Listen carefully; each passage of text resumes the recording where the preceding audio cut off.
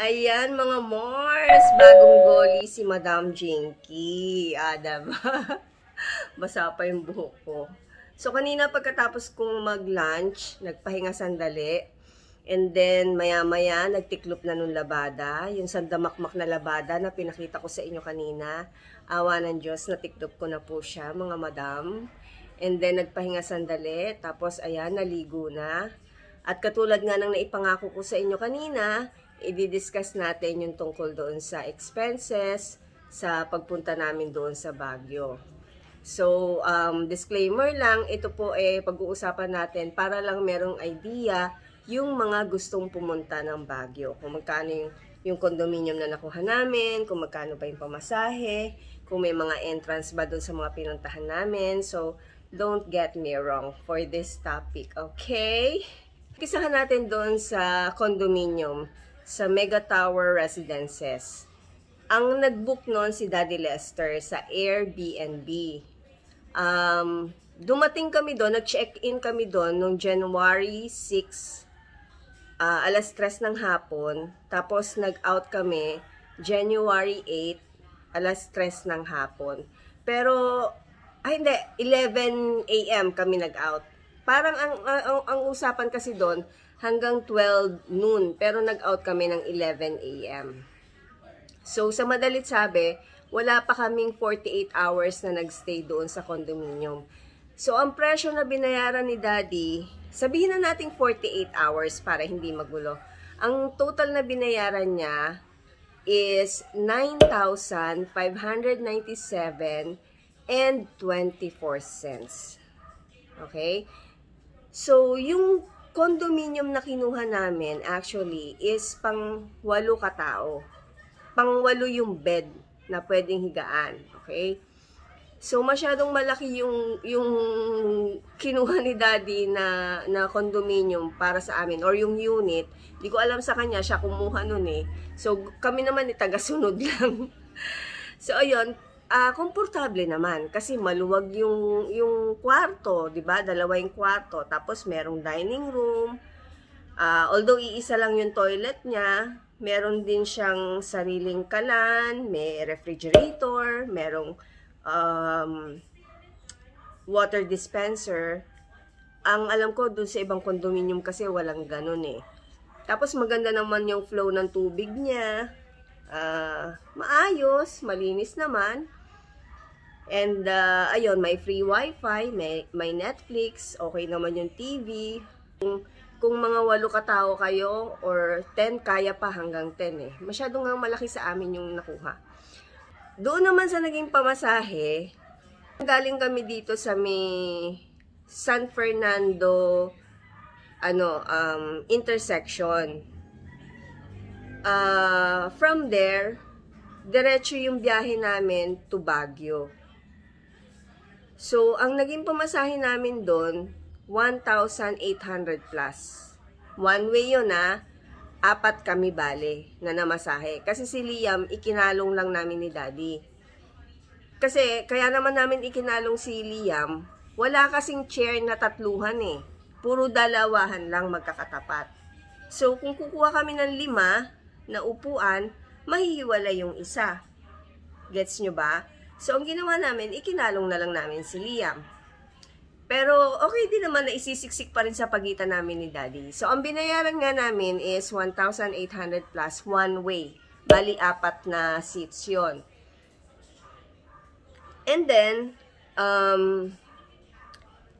pagdating naman dun sa mismong area, kung saan kami ibinaba ng bus, I mean yung pinaka-bus station nila, malapit kasi doon sa bus station yung kinuha naming condominium, yung Mega Tower Residences. So, walking distance lang siya. Medyo malayo, pero kinaya naman namin.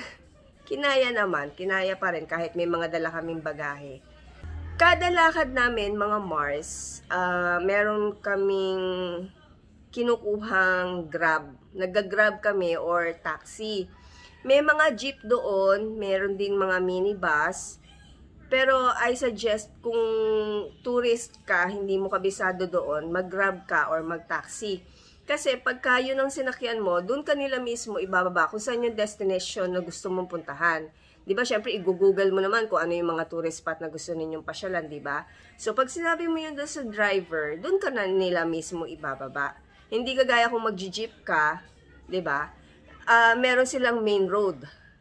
Or yung bus, meron silang, piling lugar na dapat kang ibaba. So, hahanapin mo pa, lalakad ka pa. Nagigets nyo ba? So, ayun. Kada sakay naman namin ng Grab or taxi, minimum of 100 pesos, 150, depende dun sa layo. So, ganon. And then, dun naman sa mga lugar na pinuntahan namin, so yung una, pumunta kami ng Burnham Park. Walang bayad doon, mga Mars. Ano siya, open to all siya. Kumbaga, park kasi yun eh. So, kahit sino pwedeng pumunta doon. Walang bayad yon. So, anytime pwede kang pumunta doon umaga. Pero nung nagpunta kami doon, gabi. Kasi nung dumating nga kami ng Baguio, hapon na. Ayun. So, the following day, yung pinuntahan namin, inuna namin yung Igorot Stone Kingdom. Doon may entrance doon. Nasabi ko doon sa vlog kung magkano siya, kung magkano yung bata, kung magkano yung pagka-senior. Ayun. So, yung sumunod namin pinuntahan, sa Strawberry Farm. Doon walang bayad doon, mga Mars. Kasi ano siya, open yun eh. So, walang entrance yon. Pero, pag gusto mong mag-strawberry picking or yung mamimitas ka ng strawberry, tapos pipicturean ka yung grupo or kahit ikaw lang, ang per kilo na makukuha mo is equivalent to 700 pesos.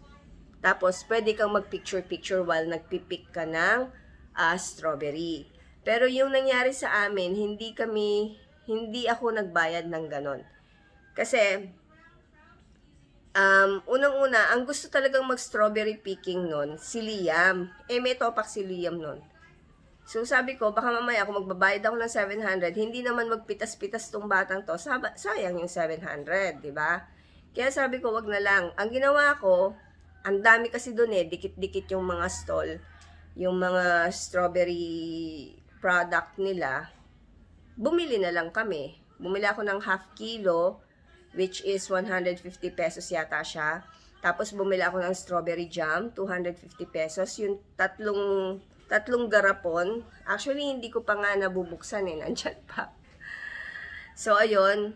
Wala pang 500 yung gastos ko. Nakabili ako ng kalahating kilong strawberry fresh. And then, 3 bote ng strawberry jam. So, yun. Nagpaka-practical na lang ako kasi nanghinayang ako sa 700. Anyway, kako, pwede naman kaming mag-picture-picture kahit hindi kami nagpipick ng strawberry, di ba? Pagkatapos namin dun sa Strawberry Farm, mga Mars, nagtuloy kami dun sa grotto. Yung merong 250 steps ba yan? Nakalimutan ko na. Basta yun. Kahit sino pwedeng pumunta doon, mga Mars. Open siya. Ang ganda ng place. Ang solemn. Talagang, lalo na nung papanik ako, talagang ninanamnam ko yung bawat hakbang. Kasi para bang, the more na nahihirapan ka, the more na gusto mong makapanik sa taas. At the more na lalo mong ibinubulalas yung iyong pasasalamat, yung iyong mga hiling, ganyan. So, ayun. Wag kayong hindi pupunta doon, mga Mars. Ang sarap pumunta doon. Talagang yung mind mo, parang nagkaroon ka ng peaceful mind, ganyan. Kasi parang napalapit ka, mas nasabi mo yung gusto mo, yung nasa sa loob mo. So, ayun. After doon, mga Mars, umuwi muna kami sandali, nagpahinga kami. Bumalik kami ng condominium, tapos nagpahinga kami. And then, nung mga bandang hapon, lumakad ulit kami. Nagpunta na kami ng Camp John Hay. So, dun sa Camp John Hay, merong entrance doon, mga Mars. Kung di ako nagkakamali, parang 100 pesos ang isang ulo, ganyan. So, may mga area kasi doon na na pwede mong pasukin, ganyan. Merong pwedeng hindi, picture-picture ka lang. Pero kami, yun, pumasok kami doon at talagang napakaganda mga Mars. Kung nature lover ka, maa-appreciate mo yung ganda ng mga puno, yung mga pine trees, yung mga bulaklak, yung parang masasabi kong parang solemn yung lugar kasi ang tahimik, talagang huni ng ibon lang yung maririnig mo, malinis, hindi crowded, ang ganda, ang ganda. Alam niyo, sa totoo lang, kulang yung 2 araw naming stay doon eh. Kaya lang, kaya kasi ganon ang nangyari, nag-adjust kami. Kasi si Ate AJ, di ba sumama siya sa amin? Meron kasi siyang pasok ng kinamartisan. So, dapat talaga sana at least mga 3 days kami doon. Eh dahil nga yun, sa Ate AJ, kailangan niyang umuwi. So, 2 days lang kami doon. Pero, okay lang. Hindi man ganun karami yung napuntahan namin, sulit pa rin kasi ang ganda ng lugar. So, yun lang mga Mars, na-share ko lang sa inyo para kung sakali na gusto ninyong pumasyal ng Baguio, at least meron na kayong idea kung magkano yung pamasahe. Para sa akin, mas maganda kung meron kayong dalang sasakyan. Kasi pag may dala kayong sasakyan, mas hawak ninyo yung oras ninyo. Kasi ang disadvantage ng nagko-commute kayo, hindi mo kontrolado yung oras eh. Kagaya nung pagpunta doon at pabalik, meron siyang stopover ng 3 beses. Na sa palagay ko mga nasa 15 to 20 minutes yung stopover. 'Di ba? Imbis na kung meron kang sasakyan, dire-diretso na yung biyahe mo, mag-stopover ka man hindi ganun katagal. 'Di ba? Tapos ayun, ang isa pang disadvantage nung ganon, syempre, hindi ka masyadong komportable kasi 'di ba parang yung seats ninyo talagang doon ka lang, ganun lang. Ganyan lang upo. Hindi kagaya nung kung meron kayong malaking van, 'di ba? Makakakomportable ka ng upo. Tapos yung gamit mo andyan, kita mo kagad. Eh yung sa amin kasi 'di ba meron kaming dalang maleta si Ate AJ, tsaka ako meron akong maliit na maletang dala, yung gamit ni Liam. So, yun, nilagay namin doon sa ilalim. So, syempre, kailangan aware ka din pagka medyo merong bumababa. Baka mamaya yung gamit mo, tangay-tangay na, no? Pero hindi naman ganon. Ang advantage naman ng may sasakyan ka nga, mas madali kang makakapunta sa gusto mong puntahan. Okay, mga Mars? So, I hope nakatulong itong ating video for today para doon sa mga nagbabalak na pumasyal ng Baguio.